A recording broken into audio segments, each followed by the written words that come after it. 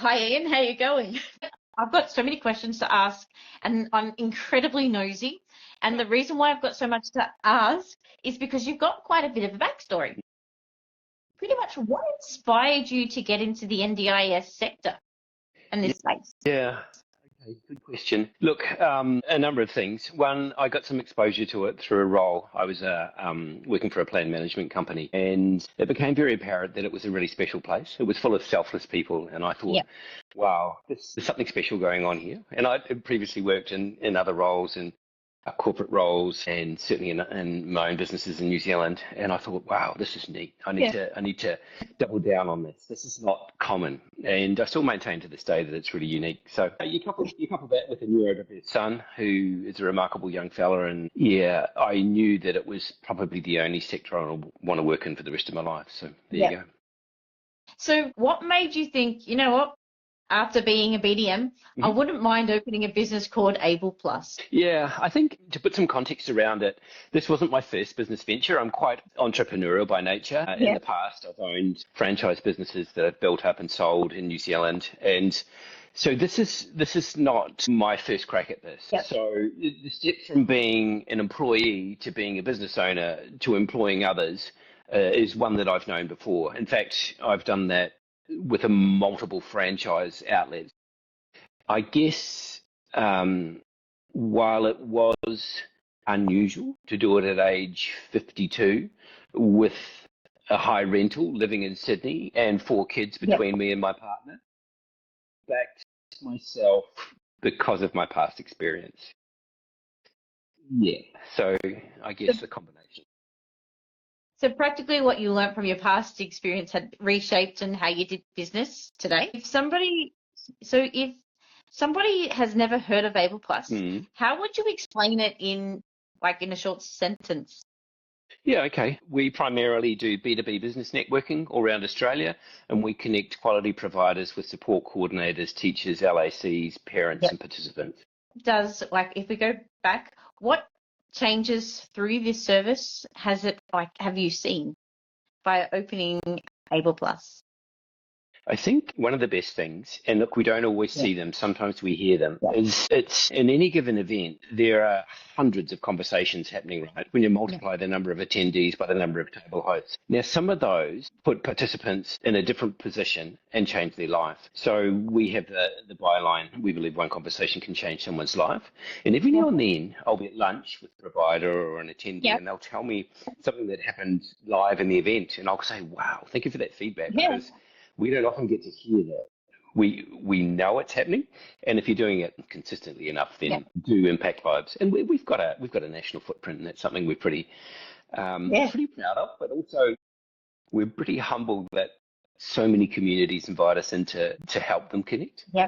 and hopefully we leave them in a slightly better place. So, yeah, it's a rewarding role.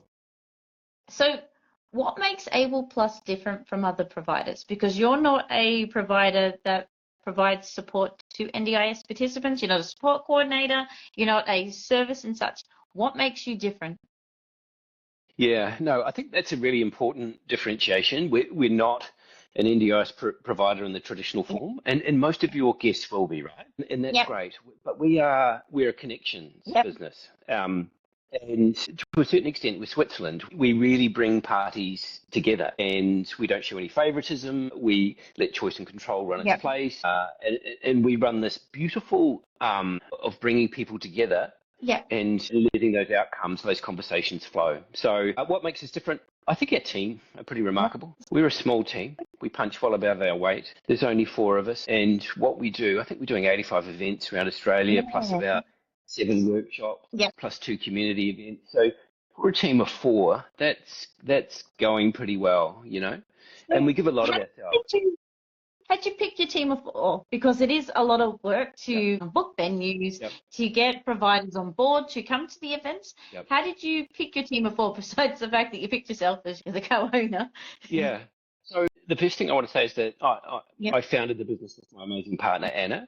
So we Yep. are business partners. And she has a complementary skill set to me. If I try and lead the business, generate sales leads, Yep. be the key person of influence, which I'd love to talk about later, she's Yep. she's everything that is managing the business behind the scenes, keeping an eye on the finances, constantly talking to me about how things are going, because I'm out there charging, and every business needs someone running it from the front, right? Yes. So we are complementary to a certain extent. I'm the face of the business, and she runs the back of house. So that works well. Look, we've got Nairi. Everybody loves Nairi. She's probably the best appointment that I've ever made in any business ever. And then we have another admin person that's called Millie that role probably will change. So she's great, but at this stage, there's 4 of us. There will be more in the future. So pretty much run like a restaurant. You've got yourself in the front serving the diners, and you got Anne in the back in the kitchen producing. Yeah, that's pretty cool. I like any reference to any model that people can relate to. But if you want to call us a restaurant, front of house, back of house service. Somebody on the till making sure that things get paid. Yep.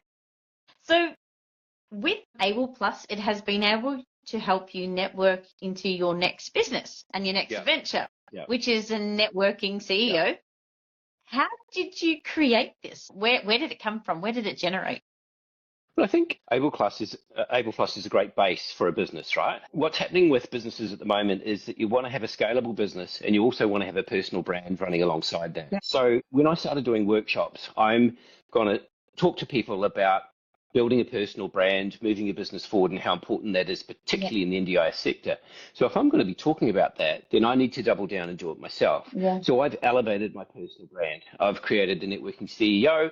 I have to create content. I try and be mindful of that and create content. If you want to be in front of people talking about things, then you need to walk the talk. So the Networking CEO is the CEO of a business called Able Plus, and whatever else follows after that. The 2 of us run together. That's how so it works. do you feel like it was missing? Because when I deep dived into it, I can see only a few people do it, but I haven't been able to see a lot of people do it. So do you feel like that's a gap that's missing from our sector, that people aren't branding themselves? I do. I mean, if you have a look at my content, you can see how big I am on personal branding, in particular this notion of a key person of influence. So what you really want to do in the sector is try and become so familiar that becoming an obvious choice for a referral point, right? So in order to do that, you need to generate content. In order to generate content, you need to be confident, or you need to have something to say. Now, most people do have something to say, but they don't know what their niche that they need to talk in. For you, it's support workers, or you will have support workers and they think, oh, I don't have anything to say, but they do. And it might be that their niche is very, very specific, right? So I've gone out there. My niche is networking. That's obviously what we do. I think we're doing 85 events. So yeah, there's lots of interactions that we see, and that's something we get a great take on. So do you seem to get a lot more leads from business owners or CEOs? Is it specific, or is it a little bit of everything when it comes to the brand networking? Look, I think in terms of the events on the table host side, it's still BDMs that are asking CEOs for approval to come to our events because I've heard good things about it. So that starts at one level and isn't a question up and then comes back down. On the attendee side, it's support coordinators that have also heard good things. Never undervalue the power of what's called water cooler talk or the cup of coffee talk, all right? The industry is big, but it's also very small. Where have you been? Who's doing good things? How can I connect? Blah, blah, blah. So that is the actual best way to get any referral or anyone to come along to your business still. What's required to get there is a hell of a lot of work and energy and brand awareness and personal brand awareness. So, So when I was deep diving, because I totally did a business talk, and I would love to know a little bit more. I do that. To do these interviews, I need to know the person I'm interviewing. Sure. So I want to touch a little bit more on this 150 Club. What is it, and what does it do? Because I don't know. So the first thing about the 150 Club is it's not a club that I'm running. So dismiss that idea. What it does, Sarah, is it relates to something called Dunbar's numbers. So there's an English anthropologist called Robin Dunbar, right? And he does a whole lot of research, and he develops the set of numbers that he seems to be in relation to social connection. And it goes something like this. In any given setting, you have 5 key family members. Then you have 15 close friends. Then you have 50 friends that you could invite to a party that are perhaps not your closest, but that you know. The next number is 150. And the 150 is Dunbar's numbers. That's the maximum number of people that we can have a close association with and maintain a good contact level with. So that's the outer reach. Beyond that, it goes 500 and 1,500. In order to get a referral from someone, you need to be in their 150. So the whole post was about you need to be in somebody's 150 club. So make no mistake, every real estate agent wants to be in your 150. When you're thinking about networking, I want to be in your 150. If you're a support worker and you've got capacity, you want to be in somebody's 150. So that's the... Yep, it really is about extending yourself.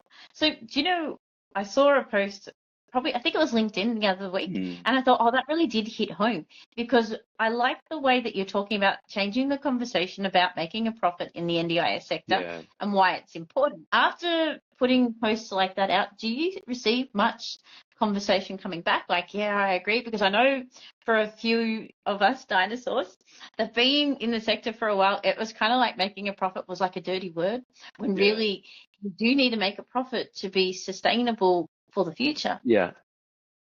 I think what you want to be is in the space. If you want to be considered a key person of influence, then you've got to be a thought leader. Yeah. And one of the things that you can do is tackle the tough topics. Now, profit does have a dirty word for any number of reasons. Yes. So all I did was break it down into two things. One, something called profiteering, which is everything that's negative about profit. It means that you probably have a participant, you're overcharging hours, you're being disingenuous, it's fraudulent activity. And on the flip side of that, is something called good profit. Good profit means that you're making a small margin for providing a quality service, you're reinvesting in your staff, your participants are leading as good a life as possible. And that is completely acceptable. But we'd muddied the waters with this profiteering to the point where the good profit was all sort of caught up in the one. So I like to get a complex topic, try and give it a fresh take, and then see if people respond to it. Yes. That one flew. Yeah, it obviously hit a nerve. And there's lots of other topics in the sector, but I don't like dirty words. The NDIS is too good a space to have these dirty connotations sitting over it. I don't like ticket clippers. I think everyone adds value. I don't like the fraudulent references. I get to see hundreds of providers, and I reckon 99.5% of them are doing the right thing. I love addressing some of the hot topics, breaking them down and saying, nah, that's not my take on it. And we get to have a good look around Australia, trust me. So, I don't know. Because you get to, you're like the master of networking, you're Mr. Networking himself. You get to actually, when you go to these events and you're networking with people, you could probably be able to tell anyone with probably maybe 5, maybe even 20 hands, fingers and toes, a good provider. And I dare say from you, it would just roll off the tongue. And then, like you said before, to find a dodgy, bad one would be less likely. You probably, I don't know, maybe couldn't name 10, I reckon. I couldn't. Here's the reality. The good providers come to networking events. The dodgy ones don't turn up. They stay in the shadows. The good providers come out to play. The very, very large insular providers often don't come to networking events, but for different reasons. One, they're still working in a model that is very dated and don't think they need to, although they are starting to come to. But the really cool, smaller providers are networking and networking strongly. The ones that are doing deals in the back, in the dark room, they don't turn up. They never see the light of day. So most of the providers we come across are good. So maybe that skews my point of view. I think it's a good thing to see, because everyone talks about it in such a negative way, especially in this market at the moment and the NDIS. So to be honest, I very rarely come across a bad provider. And I think that says a lot. Yeah. So while we're on this and networking and your personal branding and being a little bit magnetic, you've built a really strong brand. What does it mean for you in the future? Like, how do you sustain having your own personal brand moving into the future? Yeah, look, I think if you've got something to say, you can keep generating content. As you get in more situations like this, where you get an opportunity to say something, you really just need to document it and put that up. What I'm trying to do is become familiar. I want to get into somebody's 150 club. And the more familiar you are, the more opportunities get presented to you. And the more, if you want to release something to the market, people will be open to buying from you. Am I in? Yes, you absolutely are. Now, I have this image that you'd have a really big black book of connections, because you do you create these events. So therefore you would have a lot of people that you connect with and communicate with. Yes, go Sarah. You're doing great. So, Yeah, I do have a massive network, and it's something I value. so the interesting conversation that I have a lot with solo independent support workers, even the very, very small ones, that when it comes to networking events, you don't always have to have the table. You're just beginning. It is good to turn up to these events and have these conversations, build your pitch or how to meet and greet people and get that confidence. You've had a small provider, like a independent, turn into a provider to come to your events as a person coming to attend, to a network, to having a table. Have you seen the turnover? Yeah. Because I have. Like, it's cool, I've seen isn't it. it? I've seen the progression. I've seen so many progressions in the NDIS. I've seen the rather introverted provider turning up, not sure whether they're meant to be there. Yep. I've seen them go around 20 tables and listen how other providers sell their business or pitch their business. Yep. They don't realise they're doing this, but they are selling and pitching. This is another thing I need to overcome, this word sales or a pitch in the NDIS, right? Yep. And sometimes there'll be a provider that gets to go shoulder to shoulder for 20 tables with an independent support coordinator. Now, what they can do during that time is build rapport with them. At the end of it, they can exchange cards, and if they do a good job of following up, they may get a referral. So referrals come from everywhere. And let's not forget, there are less support coordinators out there. Things are changing all the time. Referral pathways are changing. So I see everything. I've seen people that have come to our workshops. They've booked a table. They've then booked 5 tables. They see the value in it. I've seen people start out as an attendee, go to a table host, go to an elite sponsor, and become a partner. So it is a progression. I'm always looking for them to do the right thing by their business. That's the thing, you know? Yep. So do you have any tips for anyone, any support workers out there that are wanting to go to one of your events? Any tips of how to come out of your shell? Like, have you got anything at all that, like, advice you'd give a support worker that's starting out attending your event? Yeah, I think a couple of things. One, we really welcome support workers. They have the ear of participants, and I think they hold more value in the NDIS than perhaps they give themselves credit for, or the NDIS gives that role credit for. It's such a important role, and it really is the currency right across the whole industry. There's a shortage of them. There's certainly a shortage of good quality of them. I think in terms of them turning up, just do it. I think in terms of them putting themselves forward, stop worrying about what other people think. So much freedom on the other side of that. You know what I'm talking about? 100%. I turn up online a bit, so I understand that I can actually delete. It's okay. Yep. And then if I let that play ahead, I'd never get out of bed. So it's important that, you know, as two people that turn up online consistently, that we have to have these boundaries in place, because I get to choose. And that's the part that I didn't realize at a period of time in my life, that I actually get to choose who I delete from. Yeah. That's good like that. It got me off topic, because I've never been asked that one, Ian. But when it comes to watching people grow authentically, have you seen? So you've seen people grow from small to really big. Have you seen any turbulence in between the small to big, like for people to scale up? Because you have been a BDM, so you know all about growth. You've got this. What do you believe that at this current moment is the turbulence for people from scaling their businesses in the NDIS sector? I think there's two things. You need to have a business model that's scalable, and some are more scalable than others. If you run a community centre, or you have participants coming to you and you're in a bricks and mortar centre, there's a finite number of participants that you could have at any given time. If you specialise in allied health, you can run allied health clinicians right across Australia and grow that out to 250 people. So not all businesses are the same. I think if you come into the space, there's a couple of hurdles to overcome. One, you're probably very, very good at being empathetic, providing support, and a master of your trade, whether that be a clinician or whatever. It does not necessarily make you a good business person. So you need to go through an apprenticeship and learn what the skills are in terms of becoming a good business person. So we see this all the time. I was a nurse. I've done 20 years of nursing. It's a very bureaucratic market. I want to go and do my own NDIS business.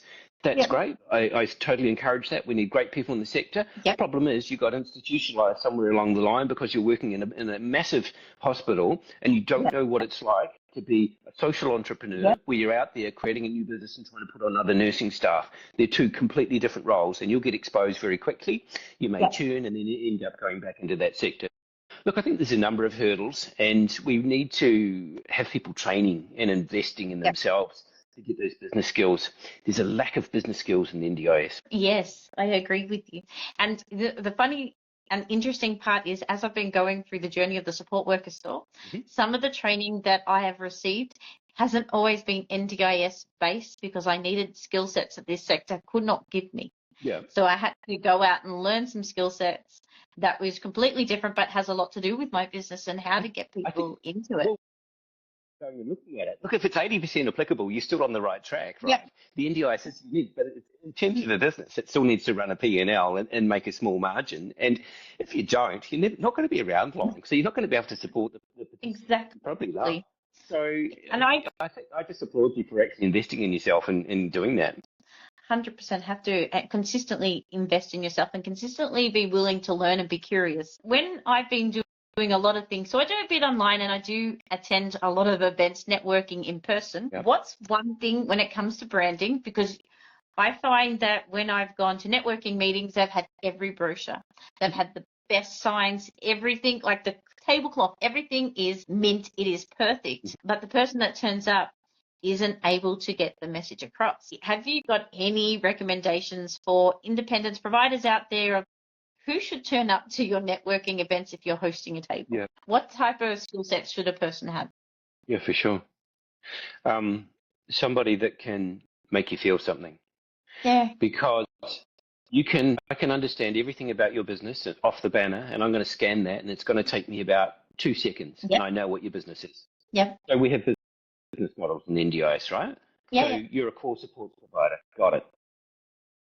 Tell me something that I don't know. If you can't do that, then of the 20 people at one of our events, you won't be the top 3 that I remember. So tell me something that's going to make me feel something. Tell me about a participant journey. Tell me about a member of your family. Storytell. If you storytell in conjunction with great quality services, then you'll own my heart and you'll own my trust. Storytelling in the sector. You know, the interesting part is when it comes to referrals, it might not, like, I will remember somebody, but it won't be this week or next week that I refer somebody on. It could actually be a couple of months or like 6 months to a year later because I remember the story. I love that. It's a long game, right? We're all in the long game. If you're not in the long game, you can go and do something else. You can sell whiteware and get immediate gratification. There's plenty of jobs like that. We're in the long game trying to attract referrals through trust, consistently and being our authentic selves, storytelling, and running a business of integrity. These are the pillars, right? Yeah.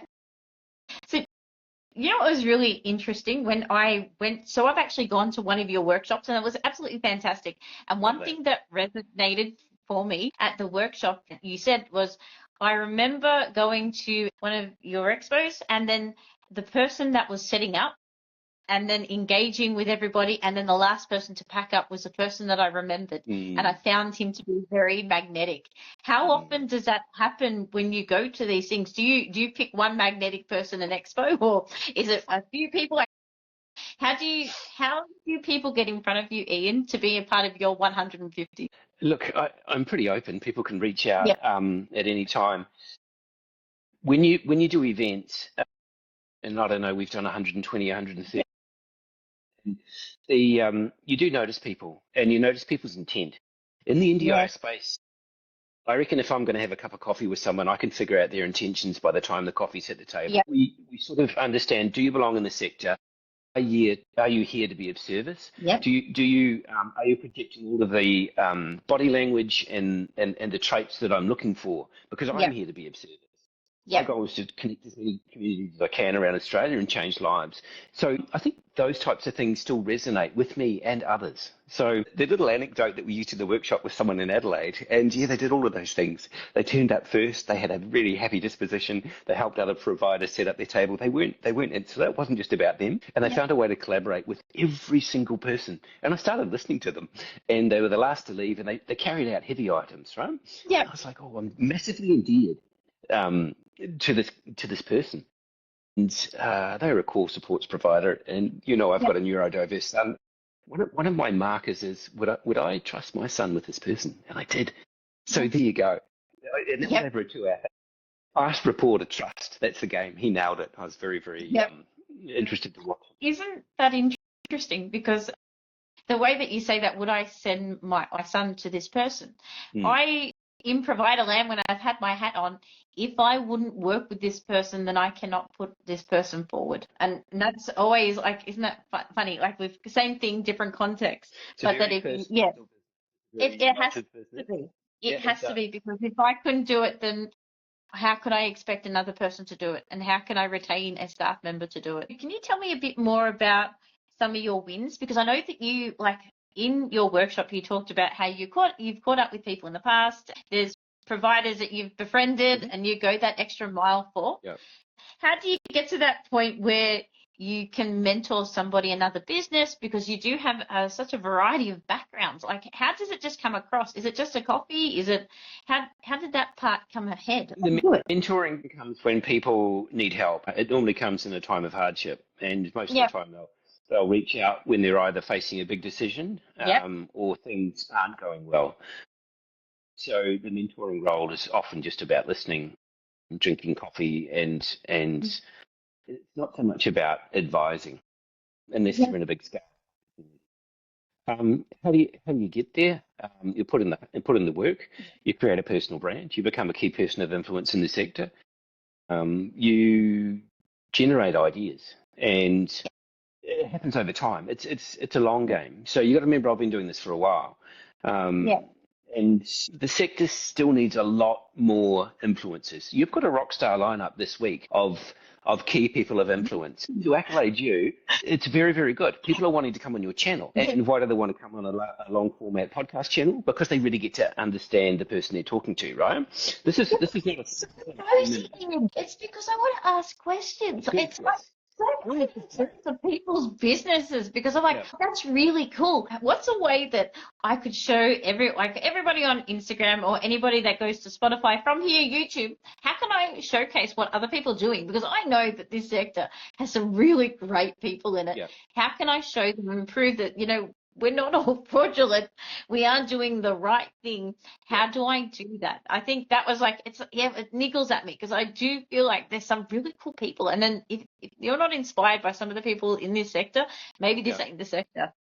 Yeah, no, I do. I agree. I mean, you can only do as much as you can. When we've got leaders out there steering the media towards fraudulent activity on a consistent basis, which is making the Australian taxpayer think, my God, my funds are being wasted, generating a lot of negative energy around a brand that's by and large helping people with disability, and 99.5% of people are doing the right thing. You and I can only do so much in terms of trying to promote the good side of it. The media generally is looking for the worst story on any given night. So we'll do what we can, Sarah. One of the things that really hit home for me is a part of your workshop, you're talking about how you're donating your time, how you did some charity stuff, how you did some charity stuff, how it looks and how people, feel after that. And I love that bit, because there's so many of us in this sector that do charitable things. We just don't say it. Like, we don't talk about it.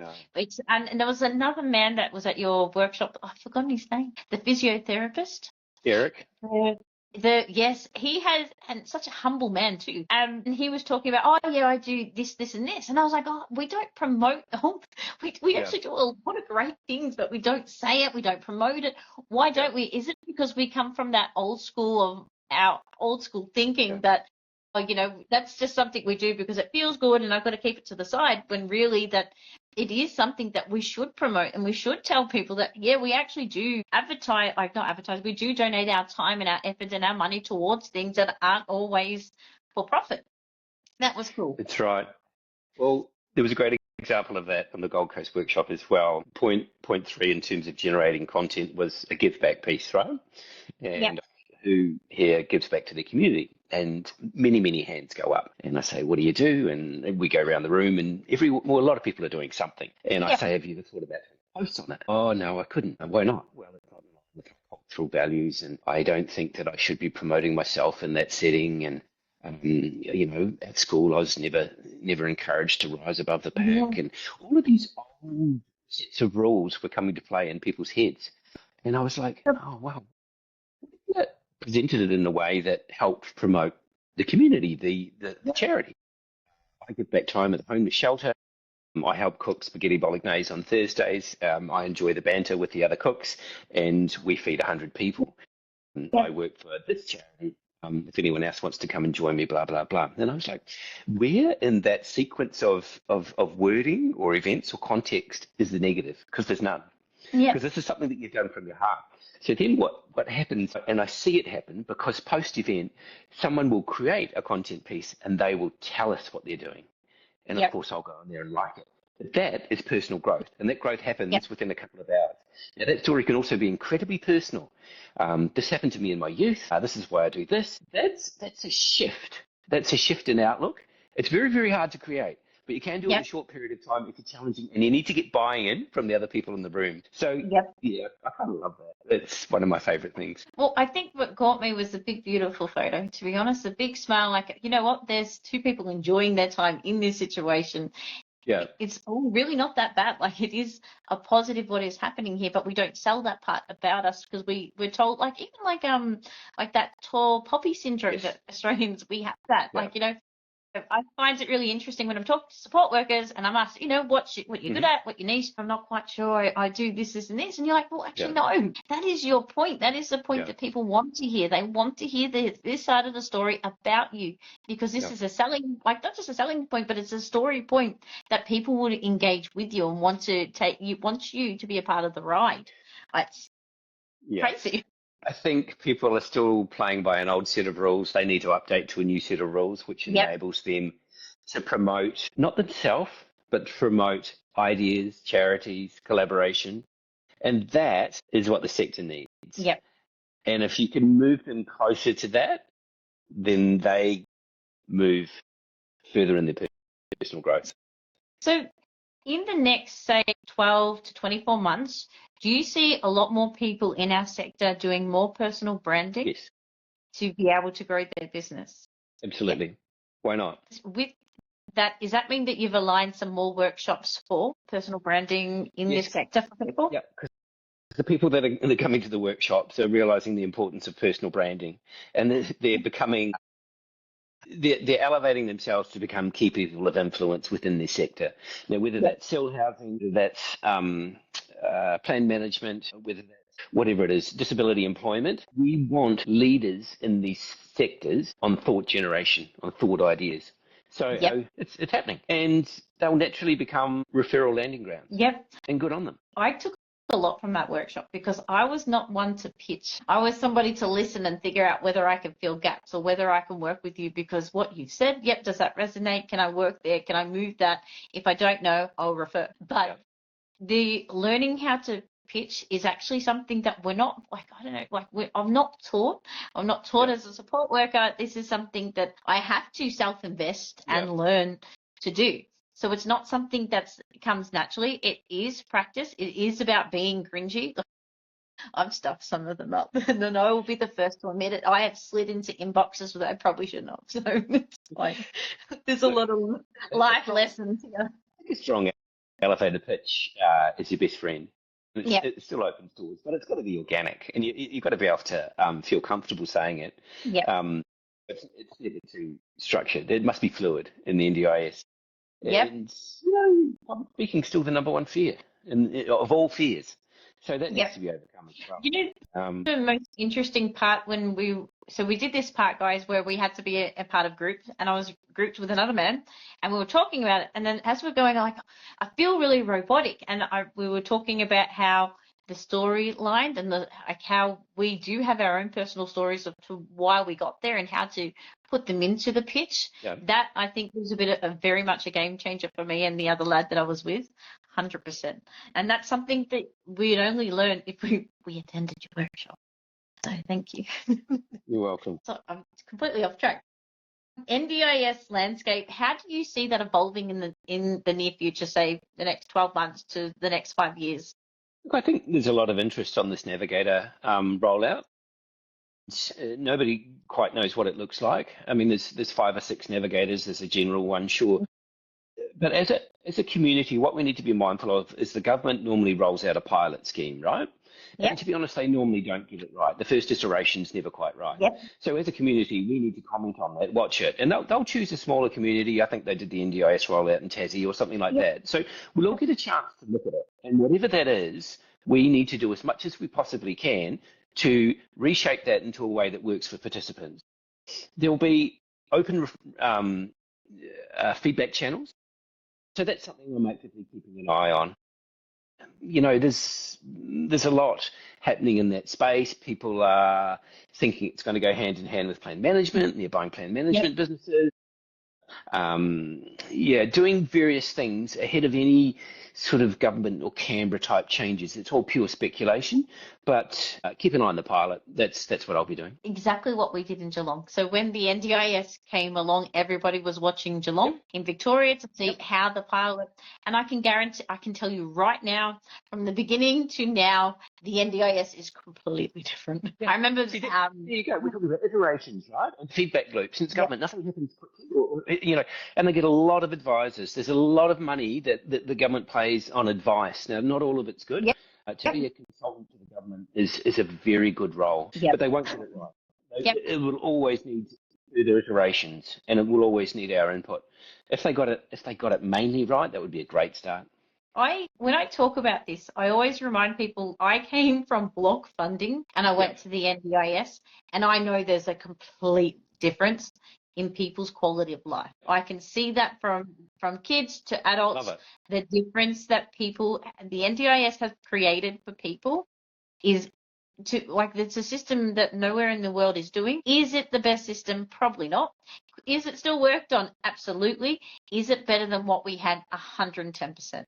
So I'm very wary about passing comment on the NDIS because I know a lot of people are upset with it for all sorts of reasons. But if I reflect back, we've come such a long way. It would be a disjustice if we stopped, or in a disjustice if we went back to what it was. That's how I look at it. Well said. So in this NDIS landscape, what do you want people to remember most about you? Oh, I'm going really deep now. Sorry, Ian. Wow. Community-based guy that gave back through charitable events and had an honest intention to connect people across Australia and change lives. That would be enough.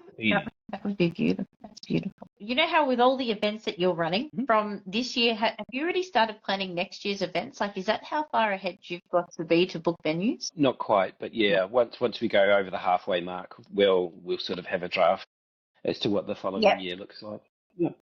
And at each venue and what the following year looks like, it seemed to get specific areas that do draw in the big cards. I know for Victoria-based, like Ballarat, Bendigo, Werribee, Caroline Springs, you seem to pick big area suburbs. Is it you pick them because of the amount of people that live there, or do you pick them because providers are saying, hey, I'd really love a Able Plus meeting expo here? Yeah, good question. Look, we've got really good data now in terms of how many people turn up in each given region or community. Yeah. And some of them are stronger than others. So we'll double down on those. We'll do 2 events per year there if we think the community wants that. Some smaller regional areas are only a one-time event. Yeah. But yeah, we actually are bold in terms of reaching out and trying new communities. But you've got to remember, I take the responsibility of someone being a table host very seriously. If I don't get enough attendees to turn up to that event, then I feel that. And it's very, very hard on the microphone if you haven't delivered. Now, that doesn't really happen with us. But we do need to take little risks in terms of entering new communities where we think we're going to be well received. So luckily, we've done a really good job of that. But that's something that I give a lot of thought to. What you won't be able to see is a massive wall calendar that sits up above my desk, and I'm looking at it constantly. So in the kitchen making it happen. He said to turn up here. Just go get the data. Let's see if we can make it work. This is a team sport. I can't do anything without this. My fumbling of technology to start off with is very much the fact that I don't have my team around me. Okay, we're all blessed with certainty. You can't laugh about this. You've got to be able to laugh about it, and I'm okay with that. So, love it. With the growth with Able Plus, and you've got the networking CEO. Have you got anything else in the pipeline? Because you are an entrepreneur at heart. We've got something massive that I'm not prepared to disclose at this stage. That's okay. Yeah. I can't wait. Yeah. You know, I'm a fan girl. I'm going to watch that. Yeah. It's gonna be big.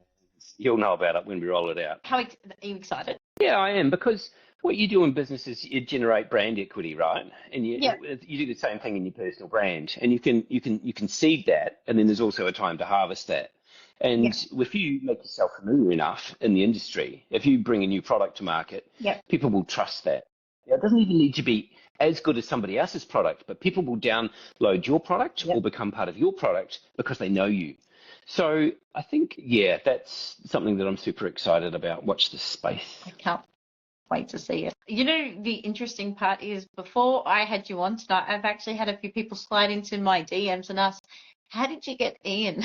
Really quite easily. If anyone wants to know how I connected with Ian, I did the millennial thing and I slid into his inbox and introduced myself. And a lot of people can do that, and not to be cringy, it can happen. Have you got any advice for any entrepreneurs watching this? Because I know a lot of people do look up to you, Ian, how you network and they watch your moves. Have you got any advice for entrepreneurs out there in this sector wanting to build businesses? Yeah, I think there's a number of things. One, the traditional schooling model does not create natural entrepreneurs, right? Everything that you're going to need to go through an entrepreneurial journey is going to be different to what you were taught. So you're not really taught to go out there, do everything different to everyone else. You're still taught to go out there, get a job, pay your mortgage, and become part of the giant wheel that is the economy. You're going to come into really confronting situations very quickly, and you're not going to know how to handle them. So you really need to go through an apprenticeship with somebody else, somebody that's in a fast growth startup, or somebody that you can lean on, or somebody that you can say, hey, this is happening in my business. What would you do? Because things happen really fast, and if you don't manage your cash flow, you can be out of the game. Yeah, there's lots of factors to it. I'm hugely pro entrepreneurship, and I want everyone to give it a go. Probably stay in your lane, do what you do best, and take advice and pivot if you think you're doing anything wrong. Yep. And pivot quick. You got it, Sarah. Yeah. I love Be agile. be honest, When you're making a mistake, you're burning cash, pivot the other way, go back to where the money was. or just work it and try to think out of curiosity. I think a lot of things that I do is out of curiosity because I want to pull that string and figure it out. But with entrepreneurship, no regrets. Absolutely zero. Well, best thing I've ever done. Yeah. Yeah. I should have, when I speak to a lot of entrepreneurs, Ian, a lot of them say, I should have done it earlier. Yeah. Why did I wait?